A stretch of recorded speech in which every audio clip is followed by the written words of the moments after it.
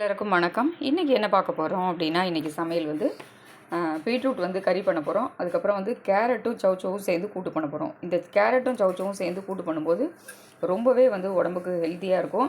அதே சமயத்தில் நிறைய பேருக்கு வந்து பார்த்திங்கன்னா தொப்பை போட்டிருக்கும், வயிறு வந்து ரொம்ப குண்டாக இருக்குது அப்படின்னு சொல்லுவாள். அதனால் வாரத்தில் ஒரு 2 நாள் கிட்ட 2 நாள் 3 நாள் கூட சௌச்சவ் எடுத்துக்கிற போது நமக்கு வந்து இந்த வயிறு வந்து ரொம்ப தொப்பையாக இருக்குது இல்லையா, அது வந்து குறையிறதுக்கு நிறைய சான்சஸ் இருக்குது. அதனால் வந்து சௌச்சவ் சாப்பாட்டில் நிறைய எடுத்துக்கலாம். அது இன்றைக்கி எப்படி பண்ணுறது அப்படின்னு பார்க்கலாம். அதுக்கு ஒரு பாத்திரத்தில் ஒரு 100 கிராம் அளவுக்கு பைத்தம்பருப்பு எடுத்துக்கலாம்.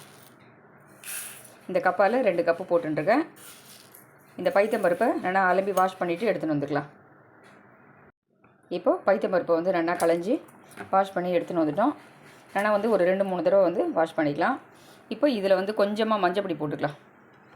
ஒரு 1/4 ஸ்பூன் கிட்ட மஞ்சப்பொடி போட்டுக்கலாம். அதுக்கப்புறம் இந்த அலம்பி வச்சுருக்க காய் அப்படியே வந்து இதில் சேர்த்துடலாம்.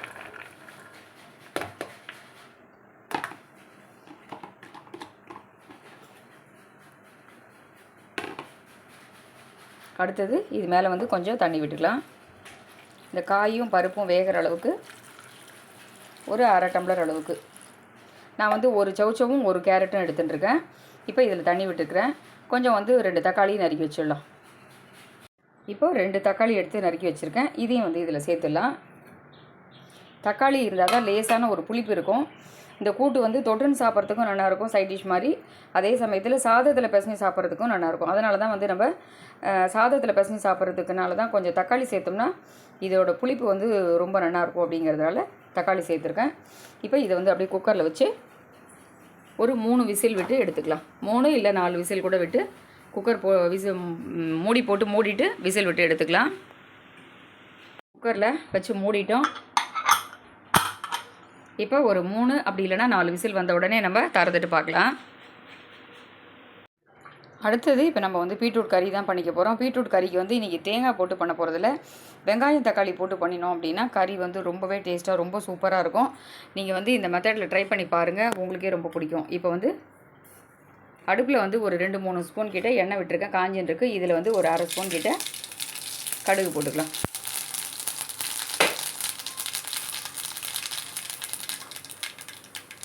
கொஞ்சம் வந்து ஒரு 1/2 ஸ்பூன் கிட்ட உளுத்தம்பருப்பு போட்டுக்கலாம்.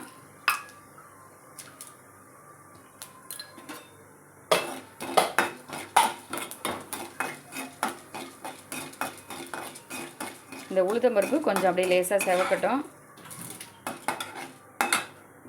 இப்போ இந்த நறுக்கி வச்சுருக்கிற வெங்காயத்தை வந்து நம்ம இதில் சேர்த்துடலாம்.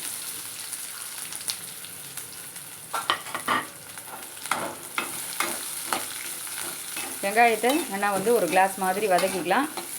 கொஞ்சம் சால்ட்டு போட்டு கூட வதக்கிக்கலாம். கொஞ்சம் வெங்காயம் வதங்கட்டும். இதிலே வந்து காரத்துக்கு ஒரு பச்சை மிளகாய் போட்டுக்கலாம். பச்சை மிளகாயும் சேர்த்து நல்லா வதக்கிக்கலாம். இந்த கறிக்கு வந்து காஞ்ச மிளகாய் போடுறத விட பச்சை மிளகாய் போட்டால் தான் நல்லாயிருக்கும். அதனால் பச்சை மிளகாய் சேர்த்து நல்லா வதக்கிக்கலாம். ஒரு தக்காளி நறுக்கி வச்சுருக்கேன். இப்போ இதையும் வந்து பொடியாக நறுக்கிக்கலாம். தக்காளியை இதையும் வந்து இதில் சேர்த்துடலாம். தக்காளியை ரொம்ப பெருசாக நறுக்காதீங்க, ரொம்ப பொடியாக இருந்தால் தான் கறியில் வந்து சேர்ந்த மாதிரி இருக்கும். அதையும் வெங்காயம் வதங்கினதுக்கப்புறம் தக்காளியை சேர்த்து இந்த தக்காளியும் நல்லா வதங்கணும். ஒரு 2-3 நிமிஷத்துக்கு தக்காளியை வந்து நல்லா வதக்கிக்கலாம். இப்போ இந்த கறிக்கு நம்ம போட போகிற பீட்ரூட்டுக்கு இந்த தக்காளிக்கு எல்லாத்துக்கும் சேர்த்து வந்து நம்ம உப்பு போட்டுக்கலாம். நான் ஏற்கனவே வெங்காயம் வதங்கிறதுக்காக கொஞ்சமாக உப்பு போட்டிருக்கேன். இப்போது ஒரு ஸ்பூன் கிட்ட சால்ட்டு சேர்த்துக்கிறேன். காய்க்கும் சேர்ந்த மாதிரியான உப்பை இதிலே வந்து சேர்த்துட்டேன். அப்போ தான் வந்து சீக்கிரமாக வந்து நமக்கு தக்காளி நல்லா வதங்கும். இப்போ நம்ம இந்த பீட்ரூட் வந்து சேர்த்து வச்சுருக்கோம் இல்லையா, இதை வந்து இதில் சேர்த்துடலாம்.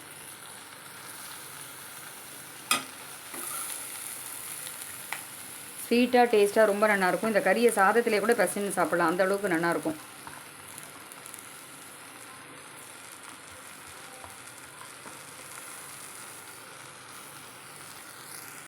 இப்போ இந்த காய்க்கு தேவையான அளவுக்கு பீட்ரூட்டுக்கு தேவையான அளவு வேகிறதுக்கு கொஞ்சமாக வந்து தண்ணி விட்டுக்கலாம்.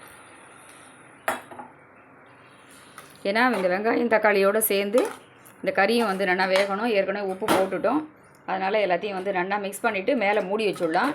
ஏன்னா வந்து அப்பப்போ பார்த்து கலரி விட்டுட்டே இருந்தோம்னா ஒரு 2-3 நிமிஷத்துக்கு ஒரு தடவை கலரி விடணும். கொஞ்சம் வேகிற அளவுக்கு தாராளமாக ஜலம் விட்டுக்கோங்க.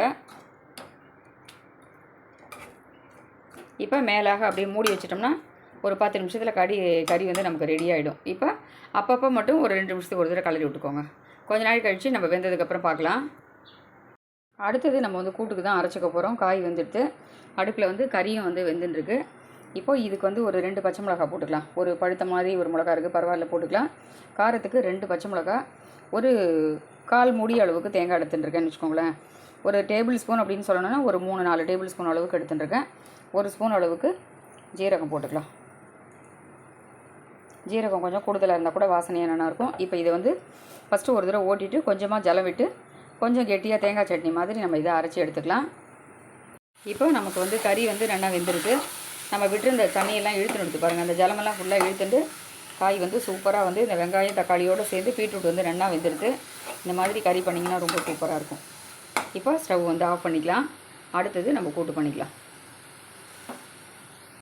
இப்போது கூட்டுக்கு வந்து காய் நல்லா வெந்துடுது, தக்காளி எல்லாமே சேர்ந்து பருப்போட எல்லாம் நல்லா வெந்துடுது. அதுக்கப்புறம் நம்ம தேங்காய் பச்சை மிளகாய் ஜீரகம் இதுவும் அரைச்சி வச்சுட்டோம்.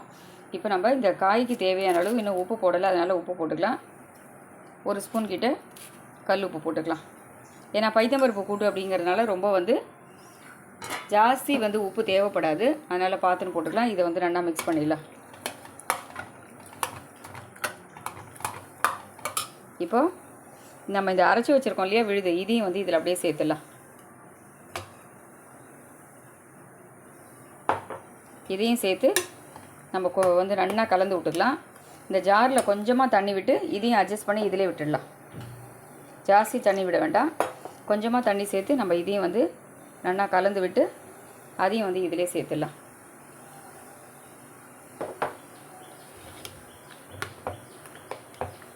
இப்போ இது ஃபுல்லாக வந்து மிக்ஸ் பண்ணிவிட்டு பார்க்கலாம். இப்போ கூட்டை வந்து நம்ம அடுப்பில் வச்சுட்டோம். இது வந்து நல்லா வந்து தளன்னு 2 தடவை கொதிக்கணும். அப்போ தான் வந்து நமக்கு தேங்காய் சேர்த்துருக்கிறதுனால சீக்கிரம் ஊசி போகாமல் கெட்டு போகாமல் இருக்கும். நல்லா வந்து ஒரு 2 கொதி வந்ததுக்கப்புறமா நம்ம தாளித்து கொட்டிக்கலாம். இப்போது கூட்டு வந்து நமக்கு ரெடி ஆகிட்டே இருக்குது. கொஞ்சம் கொதிக்கட்டும், கொதிச்சதுக்கப்புறம் பார்க்கலாம். இந்த பக்கம் அடுப்பில் வந்து குக்கரில் சாதமும் வச்சுருக்கேன். கறியும் வந்து ரெடி ஆகிடுது. கூட்டு கொதிச்சதுக்கப்புறம் நம்ம பார்க்கலாம். இப்போது கூட்டு வந்து நல்லா கொதிச்செடுத்து நம்ம வந்து இதை கீழே இறக்கி வச்சுட்டு தாளித்து கொட்டிக்கலாம். மேலாக வாசனைக்கு கொத்தமல்லி தழவி அப்படியே தூவிடலாம். இந்த மாதிரி கொத்தமல்லி தழை தூவும்போது ரொம்பவே வாசனையாக இருக்கும். அடுத்தது தாளித்து கொட்டிக்கலாம். இப்போ அடுப்பில் வந்து ஒரு 2 ஸ்பூன் கிட்ட எண்ணெய் விட்டுருக்கேன். இதில் வந்து ஒரு 1/2 ஸ்பூன் கிட்ட கடுகு போட்டுக்கலாம். இதிலே வாசனைக்கு கொஞ்சம் பெருங்காயப்பொடி தாளித்து கொட்டும்போது கூட்டு வாசனையாக இருக்கும். இப்போது ஸ்டவ் வந்து ஆஃப் பண்ணிவிட்டு இதை அப்படியே வந்து கூட்டு மேலே விட்டலாம். ரொம்பவே சூப்பரான கூட்டு வந்து ரெடி ஆகிடுது. நீங்களும் இந்த மாதிரி மெத்தடில் வந்து கூட்டும் அதே மாதிரி நான் சொன்ன மாதிரி வெங்காயம் தக்காளி போட்டு பீட்ரூட் கறியும் ட்ரை பண்ணி பாருங்கள். ரொம்பவே அருமையாக இருக்கும். இந்த மாதிரி மெத்தடில் ட்ரை பண்ணி பார்த்துட்டு எப்படி இருக்குன்னு சொல்லுங்கள். இதே மாதிரி மறுபடியும் வேறு ஒரு வீடியோவில் சந்திப்போம்.